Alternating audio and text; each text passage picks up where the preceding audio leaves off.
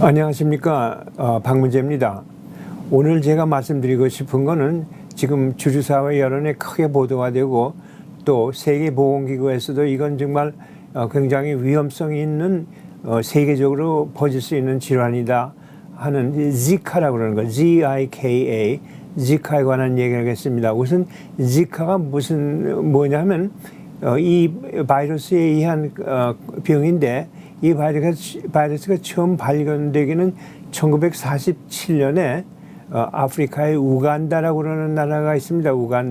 우간다의 지카라고 그러는 그 지대에서 이것이 발견이 됐습니다. 그래가지고 그 바이러스 병의 이름을 갖다 지카라고 하고 있는데, 워낙 처음에 이 지카 바이러스가 인간으로 퍼진 것은 원숭이 레즈스 몽키라고 원숭이에서 유행하던 이 병이 사람으로 이행된 겁니다. 그래서 그러나 그동안에 오랫동안 거진 70년 동안 큰 프라블럼이 없었기 때문에 예방 주사도 없고 항생제도 발전을 못했습니다. 그래서 현재 갑자기 이것이 관심을 갖게 되는 이유가 이제 몇 가지가 말씀드리겠지만 있으나 치료도 못하고 방지도 못하고 또 이것이 모기로 의해서 주로 전염되는 질환이기 때문에 그 인간 대 인간으로 퍼지지는 않습니다. 그 이볼라 같이 병자의 체액을 통해 가지고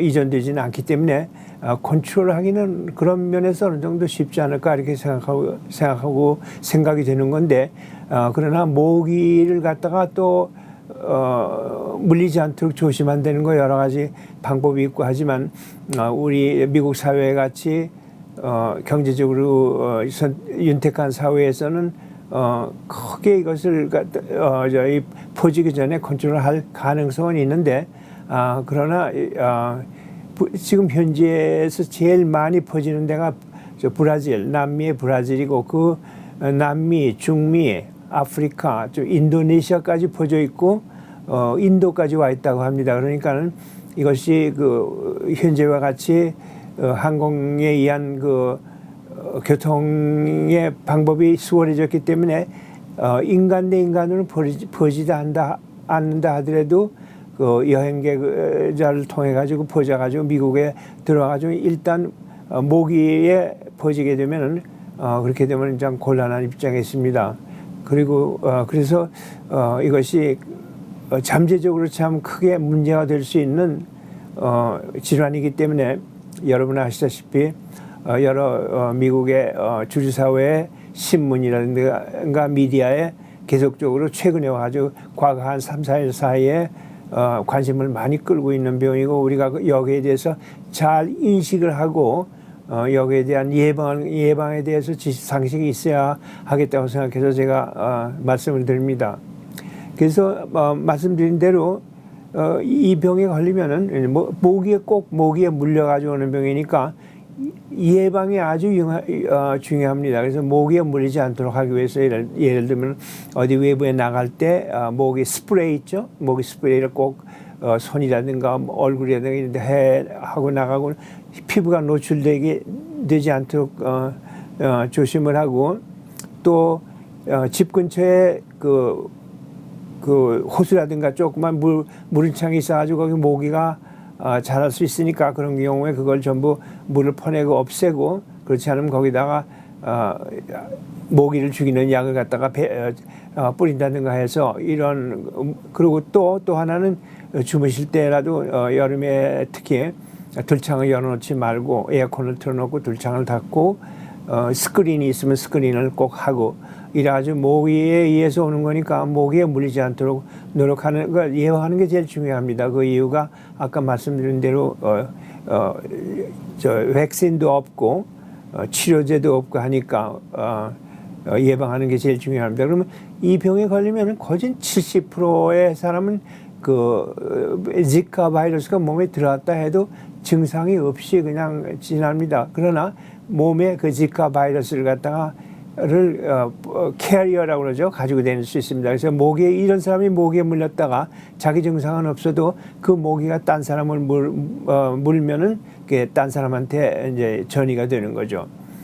그런데 이제 증상이 있는 사람은 대개 어떤 증상이냐면 열이 생깁니다. 열이 생기고 또 피부에 염증이 생길 수가 있고 또 결막염이 생겨서 눈알이 빨갛게 될 수가 있고 그렇습니다. 그래서 그리고 또 하나는 또 관절의 통증이 관절염 증상이 있을 수가 있습니다. 그래서 그 너도까지 증상이 있고 그래서 그거는 뭐 그러다가 대개 나았고 약은 없다 하지만 이것이 과거의 이볼라 같이 정말 치명적인 병은 아닙니다.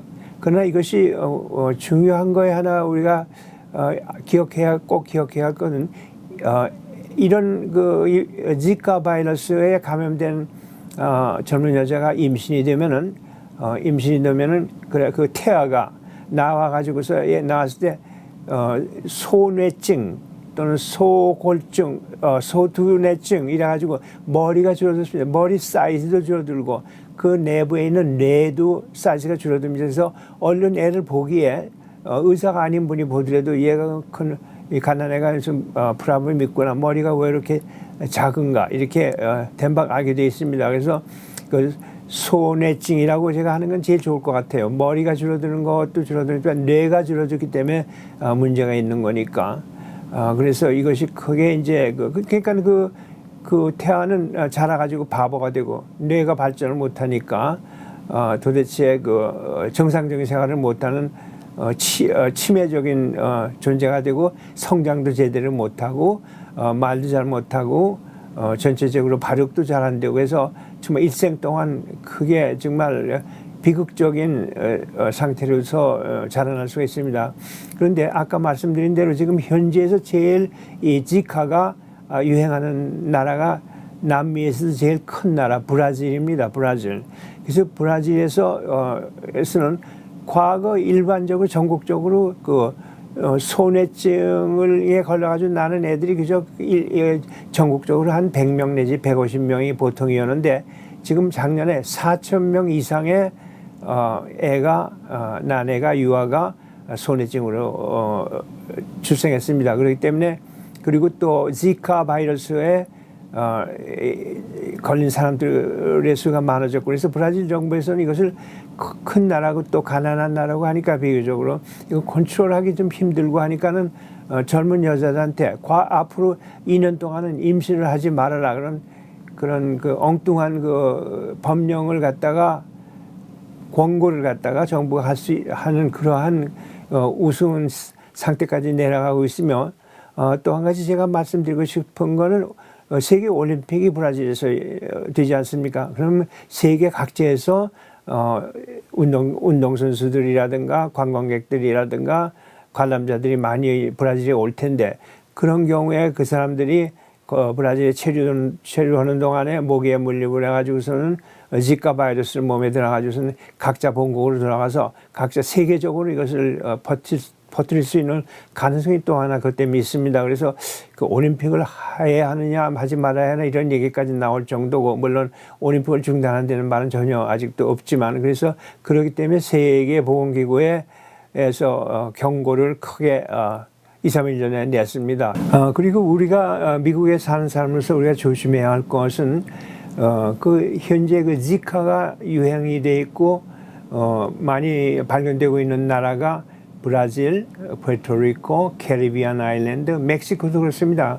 멕시코, 이렇게 여러 가지 중미와 남미에 있는 나라들이 대부분이 그렇고 또 하와이에서도 생겼다고 합니다. 하와이에서 생겼다고 그러고 팔리네시아, 또 필리핀, 또 인도네시아 이런 데도 있다고 합니다. 그러니까 우리가 여행을 할 때 이런 나라에 여행을 할 관광을 하거나 무슨 공무적으로 일이 있어가지고 가거나 할 때 거기 가가지고 모기에 물리지 않도록 하는 것밖에 그 외에 무슨 딴 방법이 없고 또 제 생각으로는 관광을 한다든가 불필요한 여행을 하는 거는 좀 연기하는 게 좋지 않은가 그런 생각도 저는 하고 있습니다. 그러니까 예방주사라든가 효과적인 약을 이게 나오기까지는 그래서 이런 문제도 있고 해서 이것이 정말 그 이볼라 같이 그냥 치명적으로 사람들이 많이 죽고 이러는 병은 아니지만 특히 그 애들이 그런 불구적인 소뇌증으로 나오는